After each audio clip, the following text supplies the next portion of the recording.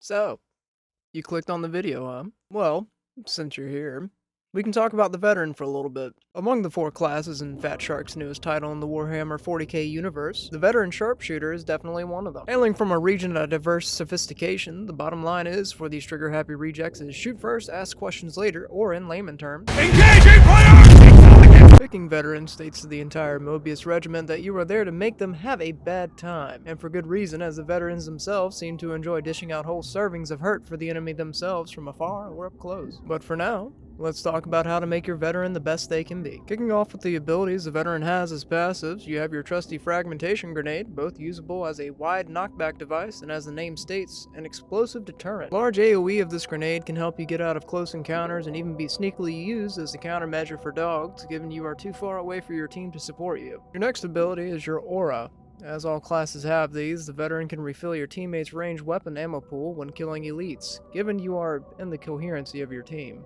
Make every shot count is your bread and butter for any weapon the veteran has, giving them a wholesome bonus to weak spot damage. For your last passive, Be Prepared makes you a cut above the rest and gives the veteran ample ammunition to burn when going into a mission, 40% more than your average convict. And finally, the main ability of the veteran is Volley Fire. Your veteran takes a ranged stance for 5 seconds, equipping his ranged weapon and designating elites and specialist enemies, which is to say,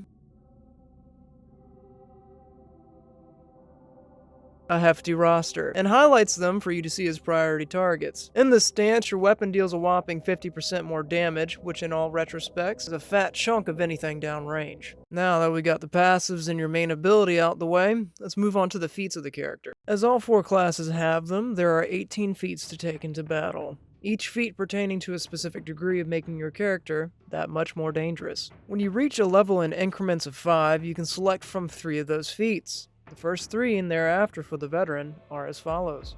Confirmed Kill gives you 25% of your toughness back and replenishes 25% more of it over time. Exhilarating Takedown replenishes 10% of your toughness on ranged weapon, not melee, weak spot kills, and At Arm's Length replenishes a small amount of toughness every second when you are more than 8 meters away from enemies. The second tier has Sniper, which increases your damage up to 20% more than usual the further you are away from something, and decreases back to 0 the closer you are, dealing no bonus damage. Tactical Reload, which only gives you a 20% reload, increases when you have bullets in your gun. If your gun does not have anything in the mag and or clip, it does not proc. And for the last in the second tier is Demolition Stockpile, which grants you a free grenade every 60 seconds.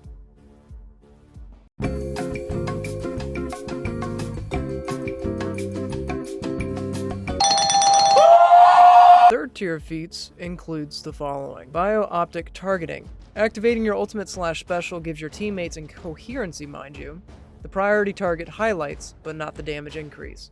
This allows them to take out any elites and specialists that you see while in volley fire. Demolition Team gives you and your allies a 5% chance to a free grenade on any elite kill. And if all 4 teammates are in coherency when this happens, all 4 teammates get a free grenade.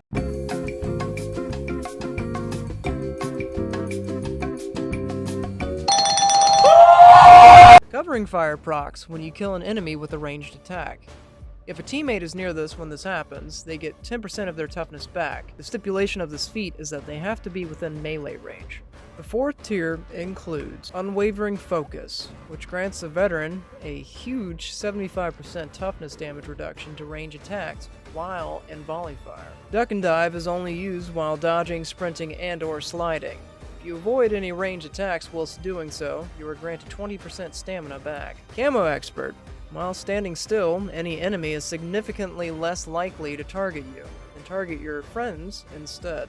The fifth tier for veteran has Frag Storm. Your trusty fragmentation devices now apply 8 stacks of bleed to any enemy caught in the radius. Deadshot, which grants the veteran a higher critical shot and better weapon sway at the cost of their stamina. So when you aim, you lose 10% stamina every second, and 5% more with every shot you take. For the last feat, one after another grants you a large 30% reload increase on any elite kill. And lastly, the actual gems of the feats, the final tier for vets. The 3 feats in this tier all share one thing, which is to make your volley fire that much more powerful. They grant the veteran a refresh on kill for any elite they take out during volley fire, allowing them to keep their 50% damage increase while taking out any imposing threats in the distance. First of the three is Sustained Fire. This feat grants an immediate 60% of your toughness back and reloads your gun when you activate your main ability. Now I know what you're thinking. If that's the case, then I can keep refreshing the ability and reload my gun instantly while in Sustained Fire. You would be slightly incorrect in that. While in Sustained Fire, you can keep refreshing your ability, yes, till you can activate it again, but it will not reload your gun. It will give your toughness back, but you need to swap to your melee, and then activate your ability again if it is able to be activated again, granting you a full mag and your toughness as well. The next is Counterfire. Unlike Sustained Fire, Counterfire instead grants you an extra 25% increase to weak spot damage during the ability, and designates all shooters as priority targets on top of elites and specialists. Killing any shooter or elite during volley fire will reset the timer and refresh upon kill. Finally, the last feat in the veterans list is the Bigger They Are. With another flat 50% damage increase only to Ogre and monstrosities, your vet can turn into the ultimate headhunting machine, making mincemeat out of the larger and more HP heavy targets such as the Crusher, Bulwark, and the Reaper. But keep in mind, the feat also works on bosses such as the Beast of Nurgle, the Plague Ogre, and the Demon Host. So let's dive in on the feats and why some are better, not the best, mind you, than others, and what builds you can run to make your leveling and/or levels that much more easier. Confirmed Kill is probably, and I say this with quite a bit of leniency due to the future buffs and nerfs, your best bet when it comes to staying with the times and alive while in the thick of battle. When it comes to horde clearing much bigger and beefier targets, you have your teammates to rely on, but your main priority as a vet is taking out targets that could damage and/or hinder your team before they become a problem. With Confirmed Kill, you get an immediate boost in toughness and more over time, so you're getting 50% toughness back on any elite kill, 25 immediately, and the 25% over time. On top of that, as the difficulty scales and the level is swarmed with elites, Confirmed Kill stacks, meaning you kill 3 elites, that's 75 toughness immediately, and 75 toughness over time. Exhilarating Takedown is finicky in my opinion, but valid in a sense as to where you get 10% of your toughness back on ranged weak spot kills. If it's one thing that the vet is always doing, it's always popping heads. Not like the Psyker. But in a game as to where there are more enemies than ammo, it's best to save your bullets either for yourself or for the heretics who so graciously thought that screaming blasphemy was a good idea. At arm's length is also another perk as to which it sounds good on paper, but it's very bad in practice. The idea is that you stand far enough away from the enemy so that you can regenerate toughness out of harm's reach.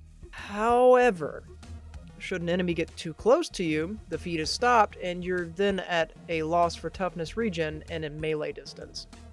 Again, good on paper, bad in practice. Sniper feat is good for those vets who like to be away from melee intensive fights. The feat lures you in with a flat 20% damage increase, but it's just not worth the effort, compared to the other 2 feats it has been put with. Don't get it twisted though, the one-taps are nice and crispy, but using this feat in combination with others will leave you wanting in certain areas. Tactical Reload is a reliable feat to take with certain weapons or in combination of other feats. Being in volley fire and almost out of ammo with certain guns when you need that refresh ASAP is definitely a must. The strangest thing for me though is why the extra additive of having ammo in your weapon for you to get the boost. Nitpicking aside, the increase of reload speed is wholeheartedly apparent when you compare to reloading without the feat. Demolition Stockpile is what makes the world go round. You have a horde in front of you, grenade. You were surrounded and need some space to breathe. Grenade. Is your Psyker screaming at a wall and being in love with gene stealers? That's therapy, and the Zealot's job. Demos and Emperor Send when you need it the most. Being able to have a free grenade when you are completely at your wit's end or in need of aid allows the leniency of large burst damage. It also allows your teammates with the same utility to take the grenade spawns free of charge because you don't need to dip that deeply into resources too often. So, spam those nades, vet. Bio-optic targeting is one of those feats that I wish was better, but is useful regardless which way you turn. If you think you yourself are not doing enough while in your volley fire, or wish your teammates could help you dish some damage out, you can grant them what you see for a limited time, and continue about your merry way. It's Also very useful to another vet who is on your team, as the two of you can clear out large groups of enemies with your volley fires, and if you aren't able to refresh yours in time, you can go off of bioptic targeting and keep going. Since the entire game is darker than what you would normally like, having those yellow highlighted targets is very useful. Now, Demolition Team is just mwah, chef's kiss. Frankly, one of the most cheesiest perks to take. With the amount of elites you'll run into, it's like confirmed kill. It stacks. As long as you and your teammates kill an elite while in coherency, everybody is happy. Your Ogrins will give you their rations, your Zealots will sing songs of your glory. Let's be honest, the 5% chance goes a long way when your Ogrin is constantly launching their lunchboxes and the Zealot is throwing their flashbangs to get into or out of sticky situations.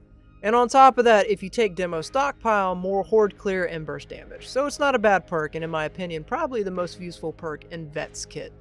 On to Covering Fire. The feat is like at arm's length. It's useful on paper, bad in practice. In the earlier levels, you can take this as a supplement to help out any Zealot or Ogrin in a Horde, but with their feats capitalizing on toughness and regen of their toughness, they don't need that much help. It's not a useless perk, but compared to the other feats previously described, it's not useful to take unless you like putting lead down range. Now feel free to bash, intervene, and or tell me I'm wrong for the perks in this tier. I'm only describing to you the validity of which perks to take, not take, and why.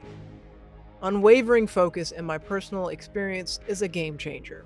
Combined with the Gunner Curios that take off 15% of damage at max, I believe maybe 20%? In other circumstances, the decrease in ranged enemy damage is quite large. Pairing this up with confirmed kill, you can easily wade into a horde, kill a few elites, and focus on anything else that is shooting and move on. It doesn't help with melee damage, nor does it help with any of the disablers, but it works wonders when you are by yourself and get walked up on by small patrol of gunners. And in Damnation, every single bit of your health and toughness is a necessity for you to keep. Duck and Dive is a fun feat to take if your character strapped on their Sky Emperors and Heresy Black and decided to get their Fitbit steps in today. Dodging a firing squad while melee attacking is max pain enough, but getting your stamina back is even better, right? Right? Good on paper, bad in practice. But knowing the crazy vets out there, if you run this and it works with Deadshot, I might think twice in using this every so often. Now on to the next controversial feat in Vet's kit, which is why I stated earlier feel free to bash, is Camo Expert. Getting your shots in and not missing the key kills in a match is a stark contrast between a win or a loss. Anyone who takes Camo Expert will say that it is a godsend. However, the key difference between being shot at and around is detrimental. For me, I take Camo Expert on the missions that require you to stand still to press a few buttons, allowing for a more easier progression into the mission. But the thing that makes Camo Expert finicky for me is that enemies are less likely to target you specifically. And the specifics of that are if you walk into a room filled with shooters, or a horde, and stand still before your teammates do, you are targeted first. The same could be said for any other circumstance. If you take the feat, your teammates need to be in front of you for it to work. If your teammates are not within line of sight for the enemies to see, Camo Expert procs, but they will still target you, and you are essentially a sitting duck. But I won't bash the feat and say it's not good to take, as it does come into play in certain scenarios, and lets you take some pretty fucking crispy shots. But it's not perfect. Frag Storm is a personal favorite of mine to take, since the AoE of a frag grenade is larger than you would assume. Getting a horde all nice and bled is perfect for Zealots and Ogrins to face down, since their perks allow them to, assuming they don't bleed out before they get to them. Every little bit of this feat is perfect for you to take, since you could take both demo perks and constantly have a lacerate AoE. Deadshot is a strange feat to take. I want to like it, but every time I do, I find myself sad at the fact that the cost of more weapon stability and critical chance is your stamina. Meaning you let loose a volley of precise shots and suddenly your character is panting like he smoked a Black and Mild and has no will to live anymore. Useful for the lower bullet count weapons like the revolver, the bolter, the plasma gun, and the headhunter with a single shot, but even more so when you have a gun with Infernus on it. More crit chance means more burn stacks, so keep that in mind. One After Another is a perfect perk to take if you don't want to bleed grenades or to waste your stamina. Since it is technically not your job, but easier for you to take out most of the elites, reloading your gun faster after schwacking an elite is always nice to have, but not always necessary for you to take. But, combined with tactical reload, makes your vet the fastest fucking hand in tertium. Now, on to what makes or breaks your veteran. Sustained fire, firstly, and before I get into it, as previously stated, although if you take a larger clipped weapon and try to refresh while in sustained fire, if you even get the chance to do so, you cannot reload your gun infinitely. You can get the toughness back, but you'd have to swap and reactivate the ability for you to get the ammo. It's a great feat to take if you're using the bolter, revolver, or any of the automatic weapons, as having that ammo and flat damage increase is perfect for larger and menacing targets. I will state, however, sadly, it does not take your weapon heat from the plasma gun away. You'd still need to reload that or vent it. Counterfire is what I personally think breaks the veteran. If you like a sickly yellow screen, then this is the feat for you. With the weak spot damage increase and the shooters being highlighted, technically you can stay in your volley fire for the entire match, given you have elite, specialists, or shooters to target. The only negative downside to this is, although it states it highlights all shooters, you will run into a few that are not highlighted. These little pricks are listed in the compendium as scab stalkers. You will run into these guys constantly, and they are what mess with counterfire consistently. You can shoot all the other guys and refresh your ability, but these ones in particular do not proc with counterfire and can definitely mess you over if you aren't careful.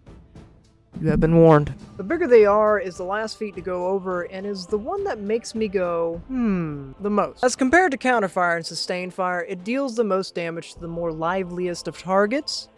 Who could say no to two-shotting a Reaper, Crusher, and or 100-0ing a boss in a single clip? I know I wouldn't. But I feel as though this is a feat to take if you are just tired of dying to the same heretics over and over again, or if you're stuck feeling as though you could deal more damage to any of the bosses. Both of which are completely valid mindsets. But you can't deny the privilege of being able to spot a Reaper and taking them out instantly before they have a volley down at your team. Food for thought. Now that we've gone into a little bit more detail about your feats for veteran, let's talk about what's the best to take. First, before we go into builds that are more viable than my own, let's talk about the one that I run consistently. Confirmed Kill, Demolition Stockpile, Demolition Team, Unwavering Focus, Frag Storm, and Counterfire. Confirmed Kill, once again, stacks.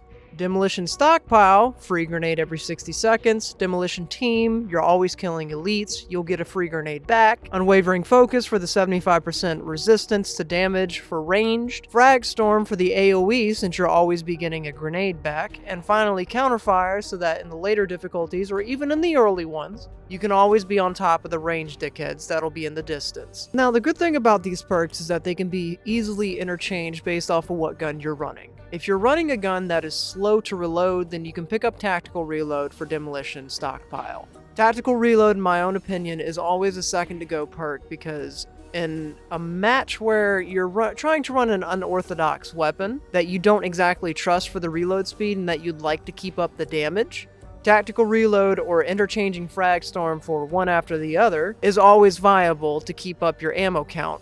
And of course, for those who like to bash the Unwavering Focus, Camo Expert is extremely useful. Although I said earlier that it's not perfect, it is when it works. The feeling of being able just to stand still and have a whole horde gloss over you for the fact that they saw your teammates first is... It's selfish. But it's a fun perk to run when you want to be able to land your shots and not have to worry about being melee attacked. However, you have to keep in mind that they are less likely to target you. They're not always going to, but they will, given that they're not in line of sight with your teammates. Another good reason to take Unwavering Focus is I believe when you're in volley fire, I have noticed that there's a suppression resistance when using the perk. I haven't been able to confirm this yet, However, whenever I'm using unwavering focus, I've noticed that whenever you're being shot at by a gunner, granted you don't take them out first if you're a good veteran, that you don't really get suppressed when using unwavering focus. And it might be to the fact that when you're taking toughness damage, you receive flinch. It could be the suppression itself when out of volley fire, but using unwavering focus includes a little bit of suppression resistance until you run out of toughness when you're taking actual health damage. Now, what about your builds? What can you build to make your veteran the best they can be? Although most can say that the veteran can basically run anything and be good with it, you have to take in consideration that you're going to be lacking in certain areas. Are you good at horde clearing? Are you going to be okay by yourself? You have to take these all into consideration.